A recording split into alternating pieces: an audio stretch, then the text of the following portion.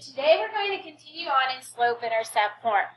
The past 2 days you have been graphing equations that are in slope-intercept form, which is y equals mx plus b. So I have a few things here to remember what you're doing. Remember that it has to be Remember it has to be y equals, which means the coefficient of y must be 1. Y must be by itself. You're going to find the slope next to x. It's your coefficient. Remember, slope can be written as a whole number, proper or improper fraction. But we are not going to write it as a decimal or a mixed number because we have to graph slope. The y-intercept is over here for b. So you're going to identify your b as your y-intercept. And remember, a y-intercept is 0, comma, whatever it is. Y-intercepts can be whole numbers, proper fractions, mixed numbers, but I don't want you writing them as a decimal or an improper fraction. Now remember, before we do this, let's talk a few things about slope. Don't forget your slope. You're going to be graphing the rise over the run. You have to remember rising is up or down. When you run, you go left or right. When it's down, it's negative. When it's left, it's negative. Up is positive. Right is positive. So you have to know the direction your slope goes. And the last thing, put a note over here, which you've been doing this week. Graph y-intercept first. So the difference in these notes in the past 2 days that you've been doing is the equations now are not in slope-intercept form. They're not in y equals mx plus b. So the directions say, write the equation in slope-intercept form, graph the line as described by the equation. So we pull this down a little bit more so we have our graph. All right. Our goal is to get y by itself. Where's y? So the first thing I would do to get rid of 3x, I would subtract 3x from both sides. Opposites cancel. Y comes down. We've talked about this before. I want you to put the x term first. This is negative 3x plus 1. Just a reminder, 1 minus 3x cannot be combined because those are not like terms. You now have this in y equals mx plus b. You're going to pull out your slope. Your slope is negative 3. But remember, we want slope as a fraction, so we're going to put this over 1. Currently, I'm going to write the directions this means. A negative 3 on the top means go down 3. A 1 on the bottom means go right 1. My b is 1, which is the ordered pair 0, 1. Now remember, you're going to graph the y-intercept first. So I go over to my graph, and I'm going to be on the y-axis, which is vertically 0, 1. 0, 1 would be here. I'm going to use my slope, starting at the y-intercept. I'm going to go down 1, 2, 3, right 1, and put a dot. Down 3, right 1, put a dot. Down 3, right 1, put a dot. And I ask you always to have 4 points. What if you run out of room and you can't go down 3, right 1 anymore? Remember, you can go the opposite direction to get more points if you want. Instead of down 3, right 1, I can go back to my y-intercept and go up 3, left 1, up 3, left 1, if I want.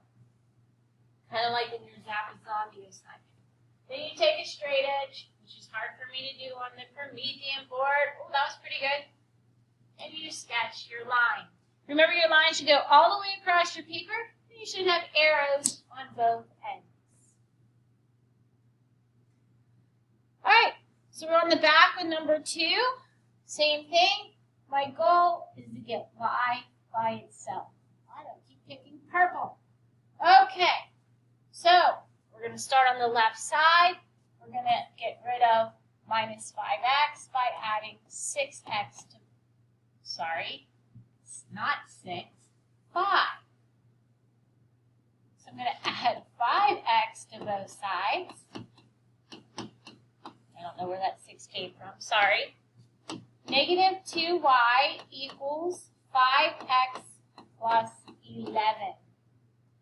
I'm now going to divide all terms by negative 2. And here's where you have to remember your do's and don'ts of how you can write this. 5 does not divide by negative 2, and this has to stay an improper fraction. So this is negative 5 over 2x. The next one, 11 divided by negative 2, does not divide evenly, and I don't want a decimal. We want a mixed number, so this is minus 5.5. Once I have my slope-intercept form, I put a box around it. I want to identify my slope. This time it is a fraction, negative 5 over 2. I'm going to go down 5 and 2 to the right. I'm going to identify my b. b is negative 5.5, which is the ordered pair 0, negative 5.5. And remember, when you go to graph this, you're going to graph the y-intercept first. Now, we've graphed halves before, so you should be familiar with that. I'm going to go to my graph, and I'm going to go down 0, left and right, down 1, 2, 3, 4, 5, and then halfway. I'm going to put a slash going in the middle because I don't like to put big dots in between. According to my slope, I should go down 5. 1, 2, 3, 4, 5. Notice I go off the graph, so I'm not going to do that. I'm going to go the opposite direction of down 5 right 2 by going up 5. Now notice I'm going in the middle. 1, 2, 3, 4, 5, left 2. There's where your point should be. Let me grab my eraser to get rid of these other little, whoops, and I got rid of that dot. I'm going back to that. I don't want to have all those little dots on there. So 1, 2, 3, 4, 5, left 2. Do it again. Up. 1, 2, 3, 4, 5, left 2. I'm just going to leave those there so you can see what I did. 1, 2, 3, 4, 5, left 2. That gives me 4 points. I take my straight edge and I sketch a line. I hope you're good. Let's go to the next one. Oh, there's a fraction there. Don't let the fraction scare you. All right, let me see if I can get yellow this time. Yellow, yes. My goal, remember, is to get y by itself. So we're going to start by adding 6/5 x to both sides. Yes, there's a fraction. Opposites cancel. 6y equals 6/5 x minus 18. Remember, your goal is still to get this y by itself right here. So, we're going to divide all terms by 6. 6 and 6. What do? We get y equals 1/5 x minus 3. So I put this one here because sometimes kids see fractions and they say, I can't do it, but yes, you can. You're going to pull out your slope, which is 1 over 5. So that's up, and this is right. You're going to pull out your b is negative 3, which is 0, negative 3. And remember, you graph your y-intercept first. So 0, negative 3 would be down here. I'm going to go up 1, right 5, up 1, right 5. I can't get my 4th point, so I got to go the opposite direction. I'm going back to my y-intercept. Instead of up, I go down 1, left 5, I'll just do the last one because it makes a prettier line the more points you have as you go across. So we have one more to do. If you have any questions so far, make sure you email me. The last one. Our goal is to get y by itself. So we're going to get this y by itself. I'm going to subtract 7x on both sides. That gives me 2y equals negative 10.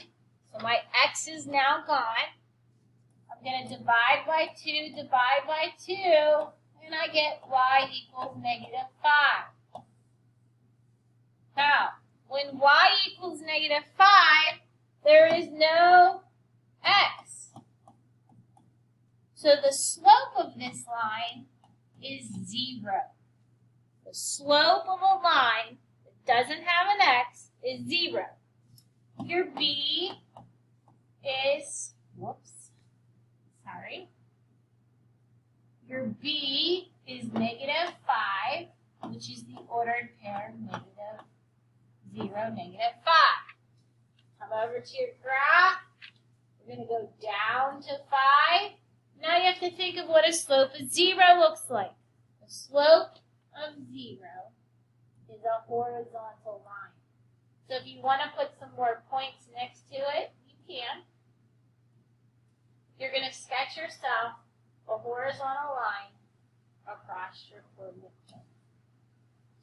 And that's your notes on slope-intercept form graphing when they're not in y equals. If you have any questions, email me.